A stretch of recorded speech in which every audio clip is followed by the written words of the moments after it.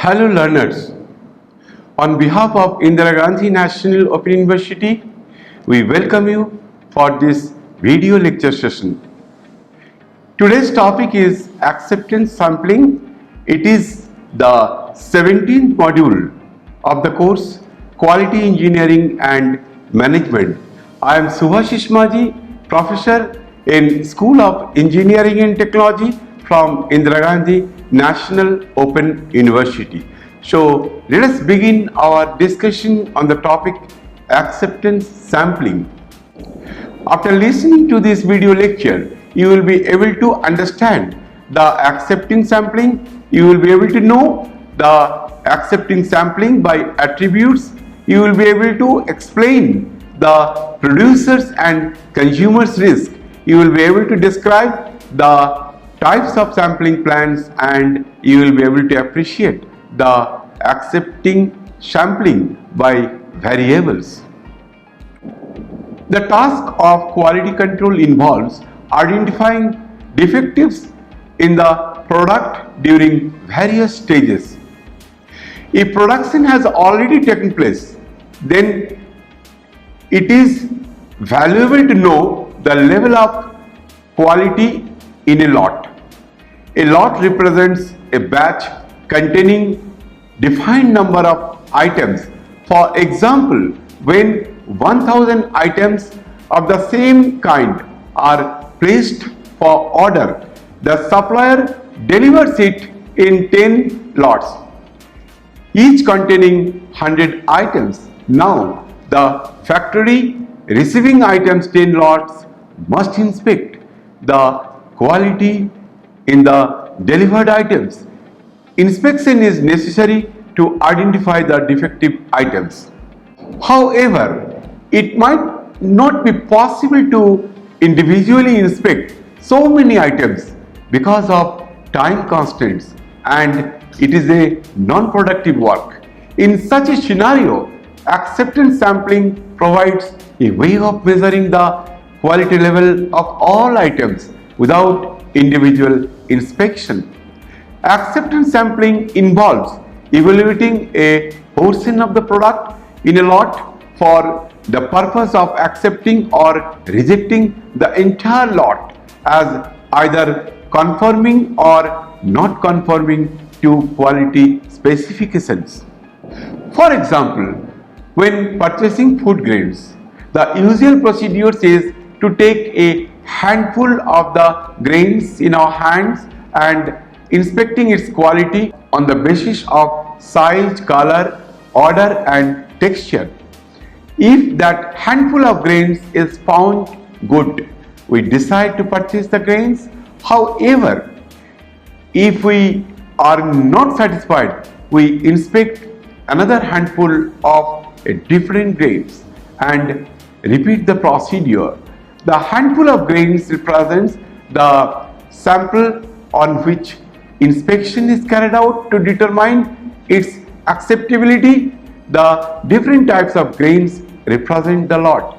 You might have seen that when a mother prepares the rice and it has to be boiled, and in between you will find that your mother is taking a sample of rice with a small spoon, taking out some rices which are in the process of boiling, and if she satisfies that the boiling of rice takes place by inspecting small amount taken out with the help of spoon and decides whether the rice has boiled or not.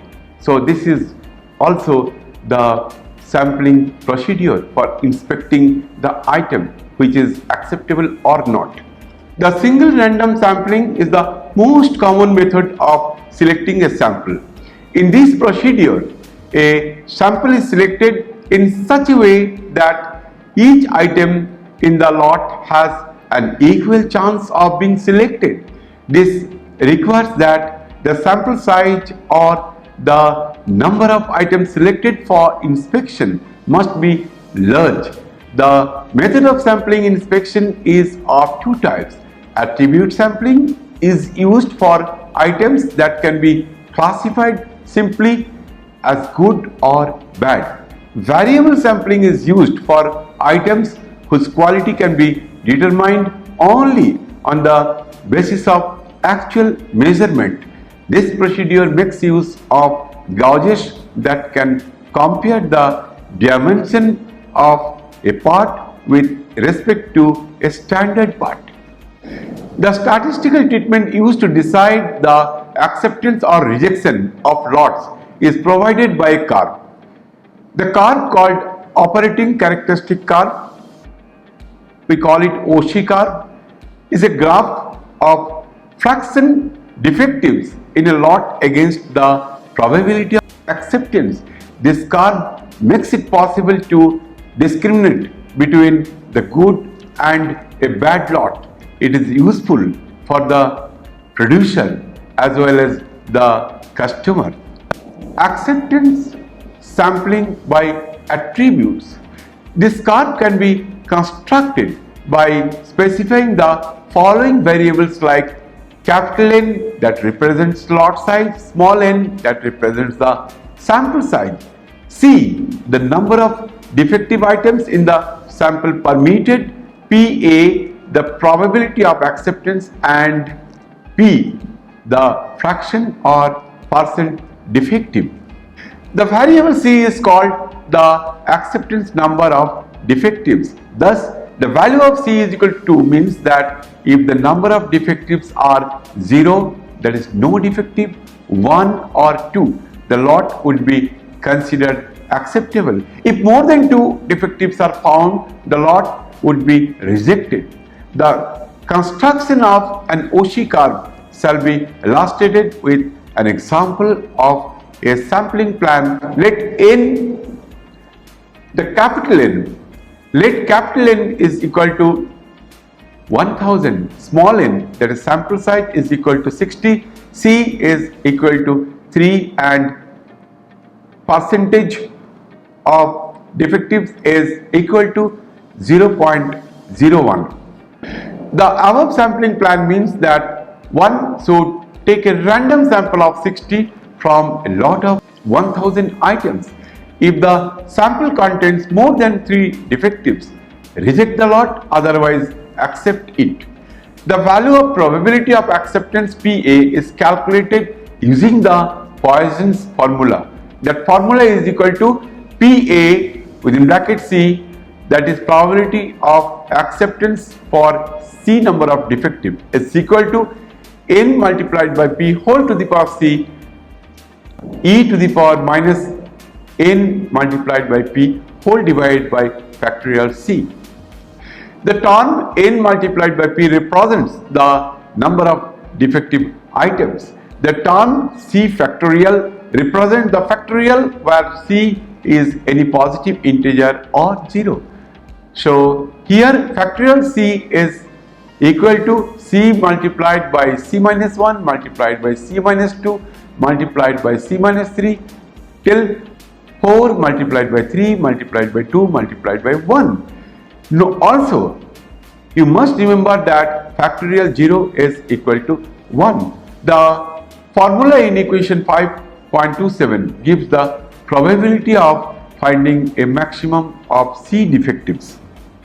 For example, if percent defective in a sample of size 60 is 0.01 and the value of C is 3, the probability of its acceptance is calculated as follows, like probability that a lot contains 3 defective items and shall be accepted is probability of C defective is equal to 60 multiplied by 0.01 to the power 3 and e to the power minus within bracket 60 into 0.01 divided by factorial 3, that comes out to be 0.0198. Similarly, we can calculate probability of acceptance of 2 defective, that comes out to be 0.0988. PA of 1 is equal to 0.3293 and PA0 is equal to 0.5488. Thus, the total probability is the sum of all these probabilities that comes out to be 0.9967. Now, this table 5.4 shows the probability of acceptance for lots containing different percent defective items. So you see that we have calculated for different percent defective, that is 1%, 2%, 4%, 5%, 7%, 8%, 10%, 12% and 15%, and we have got the probability of acceptance for each case, and now it is possible for us to plot the curve PA versus percent defective. If a graph is constructed with the x-axis containing percent defectives and the y-axis containing the probability of acceptance, then the resulting curve obtained is called OC curve. We call it operating characteristics curve. The OC curve for a particular combination of N and C provides us with a plan that helps to differentiate between good and bad lots. For example, the upper curve in figure 5.3 shows that if a lot contains 1 point defective items in a sample of 60, the sampling plan would accept it 96.62% of time and reject it about 3.38% of time. If the actual lot quality contains more than 2.4 defective items, then the probability of acceptance decreases drastically. This is the operating characteristics curve and effect of increasing sample size on OC curve. And you see that if you increase the sample size, then it will be moving in the inward directions. This diagram depicts the effect of acceptance number on OC curve. The next two curves in figure 5.7 shows the effect of increasing the sample sizes. These OC curves are constructed for sample size of 100 and 150 at an acceptance number C is equal to 3.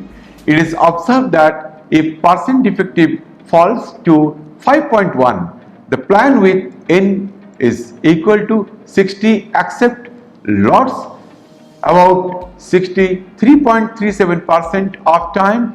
If N is equal to 100, accept lots about 25.12% of time, and if N is equal to 150, accept lots about 5.35% of time. Hence, plans with larger sample sizes are definitely more effective. By changing the acceptance level, the plan becomes tighter. Now let us discuss about producers and consumers' risk. A producers always try to produce the products of high quality in the hope that such a lot is accepted by the customer. The acceptable quality level, we call it AQL, is regarded as a good level of quality. AQL represents the maximum proportions of defective which the consumer finds definitely acceptable. However, an ideal sampling plan that discriminates the good lots perfectly always from bad lots is rare. Hence, there always remains a risk that a good lot will not be accepted. The producer's risk denoted by alpha is defined as the probability that lots of good quality level AQL will not be accepted. Dear learners, for example, if alpha is equal to 0.05, it means that in the long run about 1 in 20 lots will be rejected, even though the lots are coming from a process controlled at AQL level. Lot tolerance percent defect, in short we call it LTPD, is the dividing line between good and bad lots. Since lots of this quality level is regarded as poor, it is expected that the probability of accepting such a lot is low. However, if the consumer accepts such a lot, entire loss has to be borne by him. Now, see, with this way you can see that a good lot may be rejected while sampling operations, but the consumer's risk denoted by beta is the probability that lots of quality level LTPD will be accepted which otherwise should be rejected. If beta is equal to 0.1 and LTPD is equal to 2.5%, it means that the consumer will most likely accept 10% of the lots containing 2.5% defective. Now, the sum and substance is this, that when there is any inspection, there may be producer's loss or consumer's loss.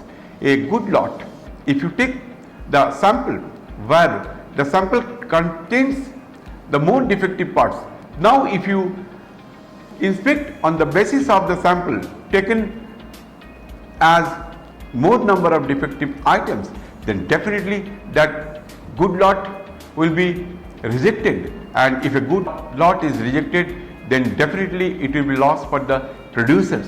But at the same time, if there are more defective items, but if you choose the sample in such a way that by chance the sample members is such that you are just taking the good items in that particular sample, and on the basis of that if you inspect, then definitely that lot will be accepted, but actually that lot is not good.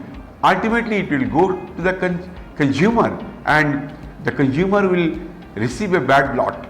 So that is the loss of consumers. So there may be producer's loss if a good lot is rejected, and there may be a consumer's risk if a bad lot is accepted for selling to the consumers. A rejected lot is subjected to 100% inspection and all defective found are replaced by good parts. So this is the topic which we are discussing of average outgoing quality, call it AOQ. A rejected lot is subjected to 100% inspection and all defectives found are replaced by good parts. This results in a lot free of any defective. If a lot is accepted by sample, then there is a risk that some defectives have passed. The AOQ represents the average percent defectives in the outgoing products after inspection. It can be calculated like this: the number of defectives in the lot after n items in a sample has been passed is n minus n. This multiplied by the probability of acceptance provided the outgoing quality of lot, that is PA capital N minus small n. Hence, the AOQ is the number divided by the number of items in the lot capital N. So AOQ is equal to probability of acceptance multiplied by P within bracket capital N minus small n by capital N. Here the small n is the sample size and capital N is the lot size. The plot of AOQ versus percent defective is called AOQ curve as shown in the next figure.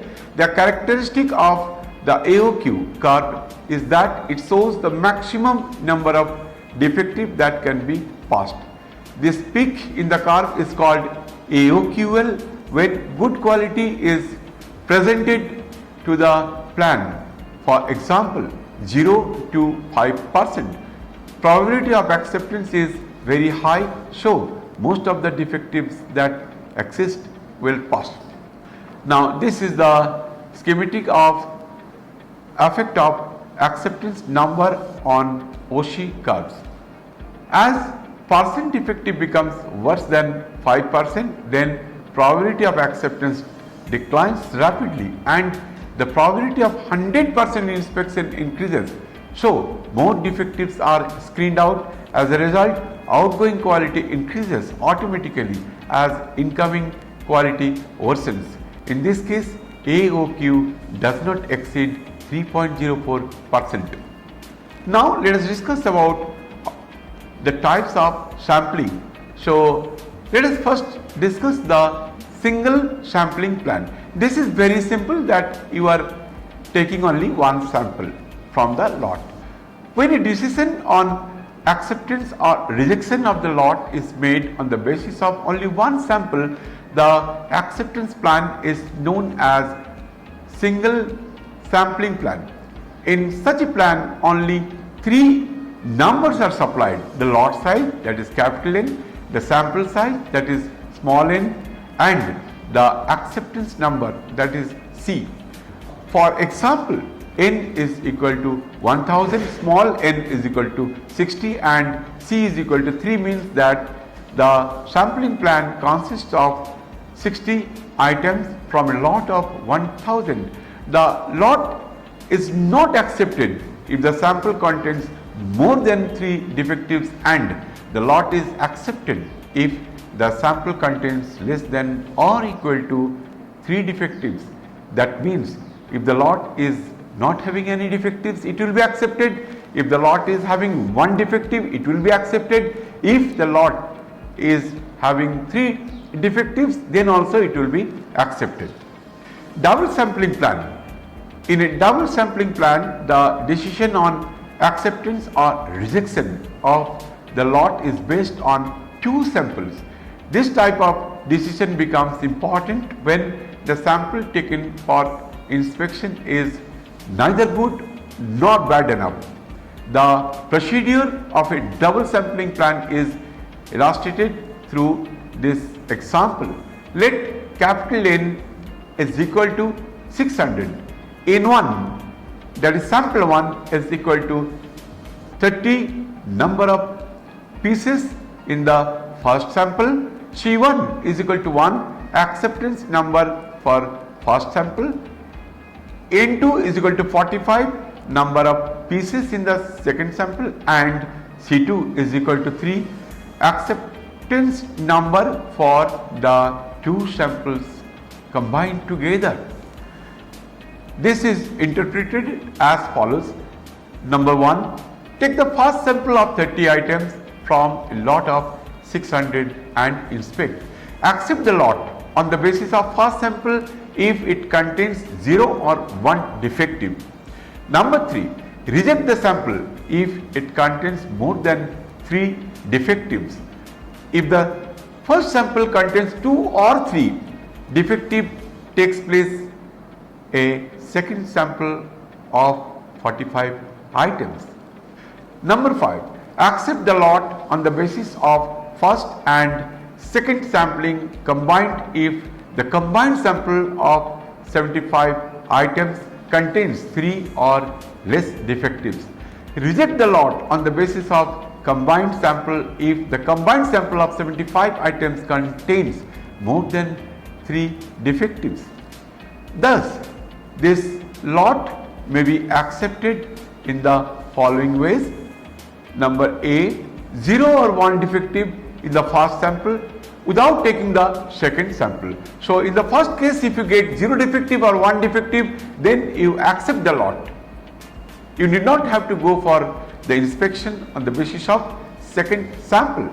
But in order to calculate the probability of the lot, assume that population is 5% defective. Therefore, the number of defective items will be 600 into 0.05, that is 30. And on the Poisson distribution, you can calculate the probability of acceptance for this, and that you can calculate probability of acceptance for 0 and probability of acceptance for 1. Hence, the total probability of acceptance of 0 or 1 defective in the first sample without taking the second sample is 0.223 plus 0.335 equal to 0.558. Now let us come for the point B, that is 2 defectives in the first sample followed by 0 or 1 defectives in the second sample. Now for second sample plan, n is equal to 600 minus 30, that is 570, since 2 defectives are already in the first sample. Hence the number of defectives left is 30 minus 2, that is 28. Hence the present defectives you can calculate on the basis of Poisson distribution. And now the 3 defectives in the first sample followed by 0 defective in the second sample, since 3 defectives are already in the first sample. Hence the number of defectives left is 30 minus 3, that is 27. Hence we can calculate the percent defectives as 27 by 570 multiplied by 100, that comes out to be 4.75%. Hence the probability is, on the basis of the same calculations with the help of Poisson distribution, that comes out to be 0.0145. Thus the total probability of acceptance of this lot comes out to be 0.558 plus 0.0884 plus 0.0145, that is equal to 0.661. Now let us talk about the acceptance sampling by variables. Acceptance sampling by variables involves making actual measurement instead of simply classifying items as good or bad. The measurement is assumed to be distributed normally about the mean. If the standard deviation is known and constant, the sampling plan is determined based on average value. When the average is less than the specified value, that is XA, then the lot from which samples were drawn shall be rejected, and lots for which samples average is equal to or greater than XA will be accepted. Consider the following examples of accepting aluminum rods of strength less than 325 megapascal from a vendor. It is required that such lots are accepted with a 10% chance. Lots of average tensile strength more than 350 megapascal are regarded as good quality. It is required that such lots are accepted with 95% chance. The variables to be determined are the acceptance average, that is XA, and the number of samples, that is small n.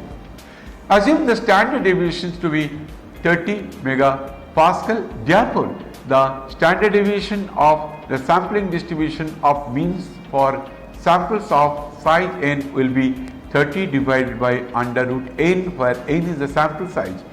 To be accepted 95% of time, AQL is equal to 350 megapascal must be 1.645 units above the accepted average XA, and this we can get from the statistical table, that is XA, the value that comes out to be 1.645 for the acceptable limits of 95%. So we get the expressions, that is XA minus 350 is equal to minus 1.645 multiplied by 100 divided by under root n.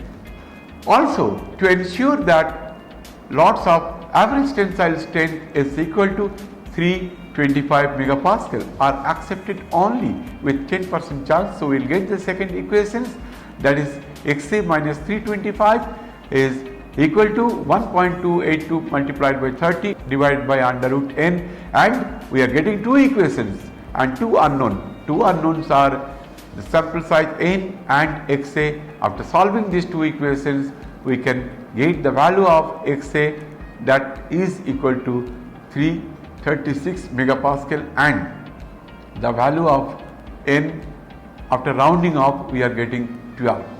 So this is all about the acceptance samples, and let us summarize what we have discussed in this today's discussion.